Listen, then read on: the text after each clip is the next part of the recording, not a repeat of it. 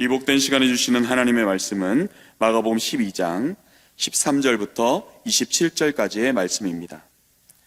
신약성경 73면에 있는 마가복음 12장 13절부터 27절까지의 말씀입니다. 마가복음 12장 13절부터 27절까지의 말씀입니다. 그들이 예수의 말씀을 책잡으려 하여 바리새인과 헤롯 땅 중에서 사람을 보내매 가서 이르되 선생님이여 우리가 아노니 당신은 참되시고 아무도 거리는 일이 없으시니 이는 사람을 외모로 보지 않고 오직 진리로서 하나님의 도를 가르치심이니이다. 가리사에게 세금을 바치는 것이 옳으니까 옳지 아니하나이까. 우리가 바치리까 말리까 한데 예수께서 그 외식함을 아시고 이르시되 어찌하여 나를 시험하느냐. 데나리온 하나를 가져다가 내게 보이라 하시니 가져왔거늘 예수께서 이르시되 이 형상과 이 글이 누구의 것이냐. 이르되 가이사의 것이니이다. 이에 예수께서 이르시되 가이사의 것은 가이사에게 하나님의 것은 하나님께 바치라 하시니 그들이 예수께 대하여 매우 놀랍게 여기더라. 부활이 없다 하는 사두개인들이 예수께 와서 물어 이르되 선생님이여 모세가 우리에게 써주기를 어떤 사람의 형이 자식이 없이 아내를 두고 죽으면 그 동생이 그 아내를 취하여 형을 위하여 상속자를 세울지니라 하였나이다. 실형제가 있었는데 마지가 아내를 취하였다가 상속자 없이 죽고 둘째도 그 여자를 취하였다가 상속자 없이 죽고 셋째도 그렇게 하여 일곱이 다 상속자가 없었고 최후의 여자도 죽었나이다.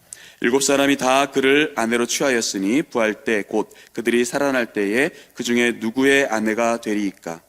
예수께서 이르시되 너희가 성경도 하나님의 능력도 알지 못함으로 오해함이 아니냐.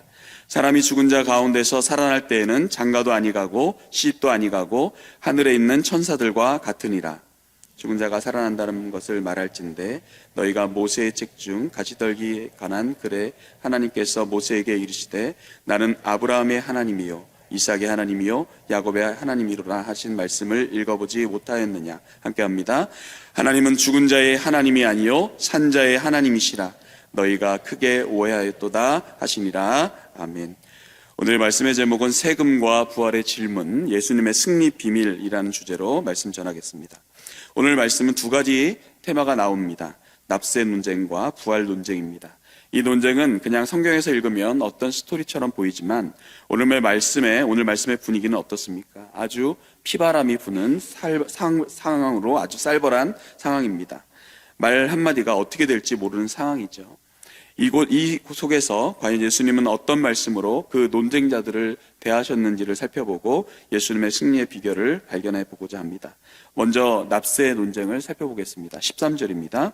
예수님께서 바리새인들 헤롯 땅 중에서 사람을 보냈습니다. 왜 보냈습니까? 오늘 말씀에 의하면 예수님의 말씀을 책잡기 위함입니다. 이 책잡기 위한 뉘앙스를 어떻게 알 수 있을까요?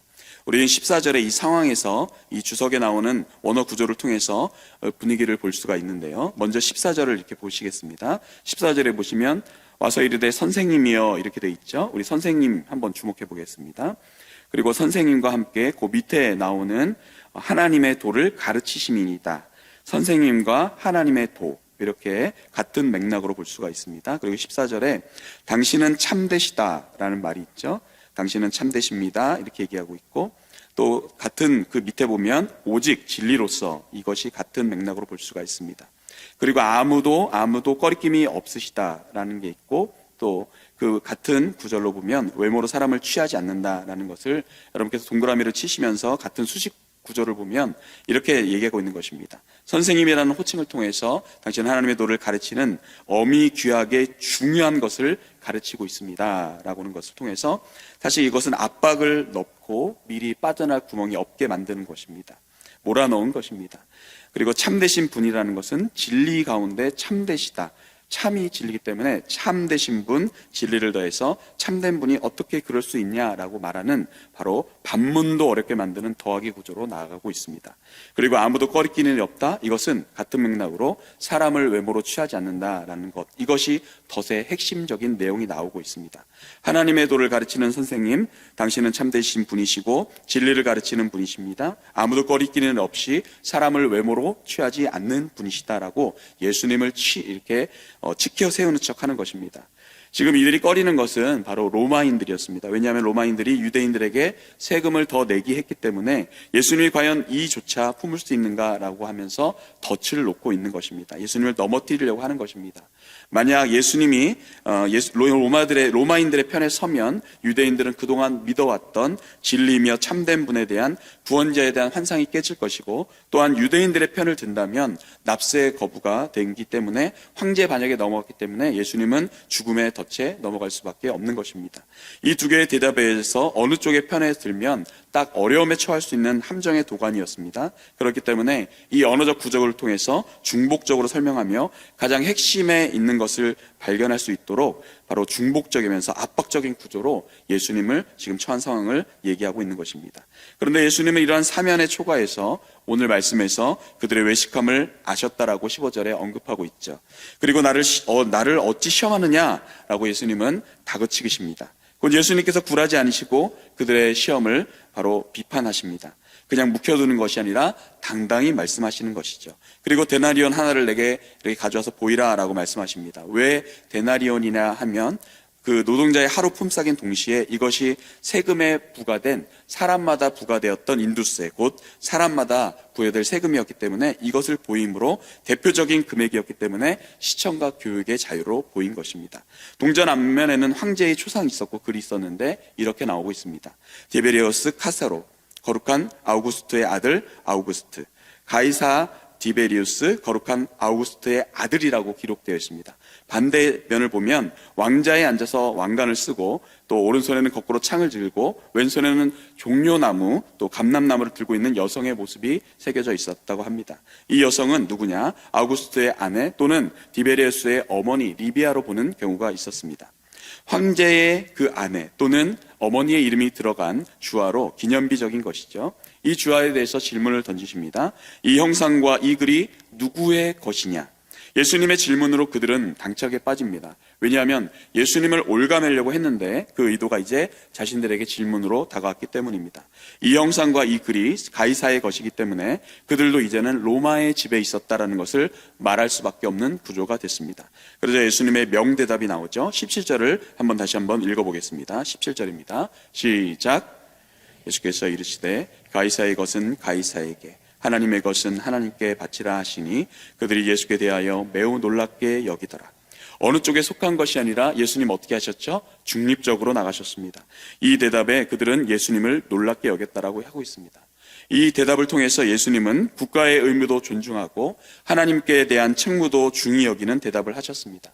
어느 한쪽이 아니라 바로 둘 다 존중할 수밖에 없다라고 대답하고 있는 것입니다. 우리에게도 이러한 시험에 문제가 올 수 있습니다. 국가적인 일들을 감당해야 될 때 나누는 것이 아니라 둘 다 존중하고 둘 다 용납할 수 있어야 하는 것입니다. 나라가 신앙에 대해서 개입할 때는 목숨을 걸고 개인의 신앙을 지켜야 할 줄로 믿습니다. 그리고 나라에 대해서는 모든 권세는 하나님께 속해져 있기 때문에 반드시 나라의 일도 지켜야 합니다. 하나님을 사랑한다고 하면서 탈세하는 것은 문제가 되는 것이죠. 국가가 잘못된 결정으로 우상 숭배나 지도자 숭배 또는 잘못된 정치로 나가면 그것을 추종하는 것이 아니라 성도는 그것을 반드시 고칠 수 있어야 합니다. 이러한 두 가지의 것이 모순이 아니라 분명하게 선을 그어서 죽음의 늪에 빠뜨리려고 했던 바리새인과 헤롯당들의 악한 의도를 물리치신 예수님, 이 일을 통해서 그들은 감탄할 수밖에 없었던 것입니다. 두 번째는 부활의 논쟁이죠. 여러분이 아시다시피 사두개인은 부활을 인정했습니까? 인정하지 않았습니까? 부활을 인정하지 않았습니다. 믿지도 않았습니다. 이들의 현실의 지배 세력이기 때문에 부활을 믿는 바리새인과는 다르게 부활을 믿지 않았습니다. 그런데 사두개인들이 예수님께 질문합니다. 한 예를 들면 7 형제의 아내가 계속 남편을 잃게 되는 상황 속에서 부활하게 되면 누구의 아내가 되냐라는 것입니다. 그들의 오만과 무지를 예수님께서는 무엇으로 반박하십니까? 성경을 통해서 반박하십니다. 장가도 가지 않는다, 시집도 가지 않는다, 하늘에 있는 천사와 같다라고 부활시는 그렇게 된다라고 말씀하십니다. 이 천사와 같다는 것은 현실의 이 땅의 존재와 다른 의미라는 것을 설명하고 있습니다. 이 천사 또한 부정하는 사두개인의 오류를 완벽하게 지적하심으로써 예수님께서는 분명하게 잘못된 점을 언급하십니다. 27절을 읽어보겠습니다. 오늘 말씀 27절 한 목소리를 읽어보겠습니다. 시작. 하나님은 죽은 자의 하나님이 아니요 산 자의 하나님이시라. 너희가 크게 오해하였도다 하시니라. 아멘. 그들의 오해는 부활이 없다라는 것에서 기인했습니다. 부활이 없으니 그들이 하는 모든 신앙의 생활의 종착역은 죽은 것입니다. 예수님께서는 그들의 조상을 언급하시며 하나님은 죽은 자의 하나님이 아니라 산 자의 하나님이시다라고 분명히 밝히고 있습니다. 부활에 대해서 없다고 하는 부인하는 맹점을 성경을 통해서 부활 논쟁을 종식시키시고 계십니다. 이것들을 통해서 오해들과 또 더 나아가서 왜곡에 대한 부분을 명쾌하게 알려주시고 헛된 점, 또 현실적인 사건들을 보며 부활을 왜곡시켜버리는 모습을 지적하고 있습니다. 죽으면 끝이 나기에 누구의 아내라고 말할 수 없는 이 궤변을 하나님의 말씀을 통해서 완전히 이기신 예수님의 능력과 예수님의 판단과 예수님의 말씀의 논증을 우리가 갖기를 소망합니다. 우리는 살아있는 신앙을 갖고 있는 사람들입니다. 부활의 신앙이 있는 사람들입니다. 그러니 죽으면 끝이다라고 말하는 사람들, 소멸론을 주장하는 사람들에게 살아계신 하나님을 분명하게 증거하는 우리가 되기를 소망합니다. 우리는 산자의 하나님, 이 하나님의 신자답게 산자답게 살아가고 있습니까? 부활을 소망하기에 우리 삶도 살아있는 제사, 살아있는 모습으로 올려드리기를 소망합니다. 오늘 분명한 것은 바리새인과 헤롯당 그리고 사두개인 모두 예수님을 부인하는 모습과 살아있지 못한 신앙을 가지고 있습니다. 기도하는 우리 모두에게 하나님께서 이길 수 있도록 분명한 판단력과 성경적 지식을 주셔서 변증하는 능력을 갖출 수 있기를 주님의 이름으로 축복합니다. 오늘도 때로는 사람들의 시험을 우리는 받게 될 것입니다. 오늘도 개혁하는 우리 자녀들이 사람들의 시험을 받을 수도 있습니다. 기독교적인 문명이 아닌 세상에서 함께 살아가야 될 우리 모두에게 하나님께서 분별력도 주시고 판단력도 주시고 예수님처럼 확실하게 변증할 수 있는 능력을 주시기를 간구하며 나가야 할 것입니다. 오늘 결정해야 될 수많은 의제 속에서, 문제 속에서 예수님처럼 핵심의 논증을 잘 파악하여 확실하게 대답하고 그 맹점을 잘 파악하여서 분쟁을 그치고 진리를 확산시키는 우리 모두가 되시기를 주님의 이름으로 축복합니다. 기도하겠습니다. 예수님을 통해 우리에게 해답을 주시는 하나님 아버지, 납세와 부활의 논쟁과 같은 우리의 삶에서 침투하는 교묘한 덫에 우리가 놓일 때 우리의 영혼이 해방될 수 있도록 예수님의 지혜로 살아갈 수 있도록 하게 하여 주옵소서. 성경을 자세히 보아 은혜를 발견하게 하시고 깊이 보게 하시고 판단력과 지혜를 주시기를 소원합니다. 특별히 우리 사랑하는 자녀들에게 한량없는 은혜를 베풀어 주시사 산자의 하나님의 부활의 능력으로 살아갈 수 있도록 함께하여 주시옵소서. 시험을 이기신 예수 그리스도의 이름으로 기도하옵나이다. 아멘.